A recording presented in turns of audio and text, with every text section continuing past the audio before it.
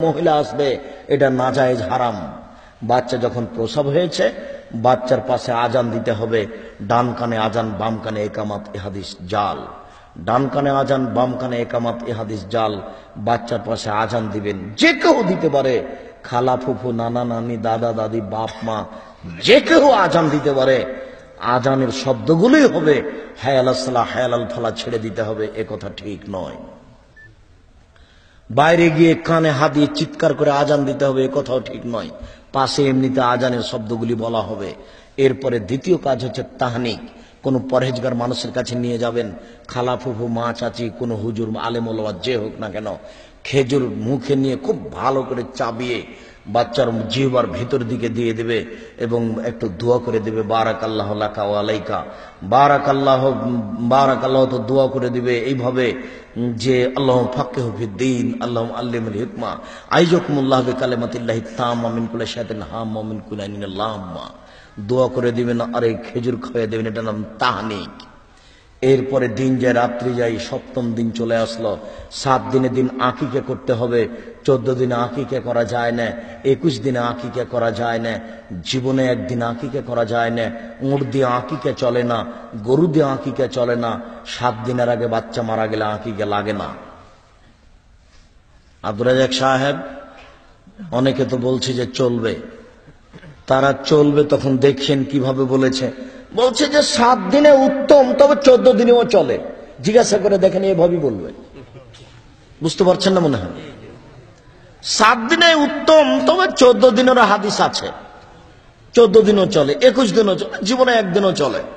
14 দিনের হাদিস ঠিক নয়, 21 দিনের হাদিস ঠিক নয়, জীবনে একদিন চলে, হাদিসও ঠিক নয়, একটাও ঠিক নয়। উট দিয়ে কুরবানি আকিকে, এটাও ঠিক নয়। গরু দিয়ে আকিকে, এটাও ঠিক নয়। ভেড়া ভেড়ি, ছাগল ছাগি, দম্বা দম্বি, এই দিয়ে আকিকে দিতে হবে। আকিকা হচ্ছে বাপের জিম্মেদারি, এটা নেকির কাজ নয়। চিকন সুন্দর দেখে শুনুন। আর আকিকে ন্যাংড়া হোক, খোড়া হোক, কানা হোক, 2 মাসের হোক, 2 বছরের হোক, 7 দিনের দিন আপনি কুরবানি আকিকে দিতে বাধ্য। নেকি হবে এ কথা নয়। জন্ম দিয়েছেন, বাপের জিম্মেদারি, তাই দিতে হবে। ওরাকে উপার্জন করে খাওয়াবেন যেমন, আকিকা দিতে হবে তেমন। বুঝতে পারেননি কথা? আর এই জন্য আকিকার গোস্ত আপনার নিজের গোস্ত, কি করবেন সেটা আপনার ব্যাপার। অনেকেই বলছে যে বাপ মা নাকি আকিকার গোস্ত খেতে পায় না। কে যে কি বলছে, ধুলায় অন্ধকার। এই কথা যদি বলতো যে কুরবানির গোস্ত খেতে পায় না, তাহলে না একটু মানাতো যে এটা ফকির মিসকিনকে দিতে বাধ্য। হিন্দু যদি ফকির হয় আরো যদি আসে, তাহলে আপনি ফিরিয়ে দিতে পাবেন না, আপনি দিতে বাধ্য। আমি মনে হয় বুঝাতে পারছি না। কুরবানির গোস্ত আপনি ফকির মিসকিনকে দিতে বাধ্য, এটা আল্লাহর আদেশ।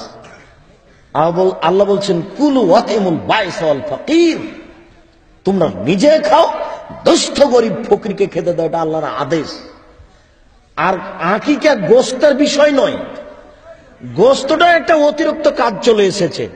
7ম দিনের দিন একটা কানা, খোড়া, ল্যাংড়া, একটা ছাগি জবাই করতে হবে, এটা আপনার জিম্মেদারি। আমি মনে হয় বুঝাতে পারছি না কথা। ছেলের জন্য 2টা করেন, মেয়ের জন্য একটা করেন, টাকা নেই তো মেয়ে ছেলের জন্য একটা করেন। আধা মরা কানা খোড়া একটা করেন।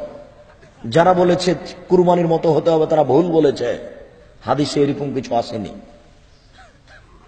শুধু এসেছে যে ছেলের জন্য 2টা, তো 2টাই যেন এরকম সমমানের হয়, এরকম বলা হয়েছে।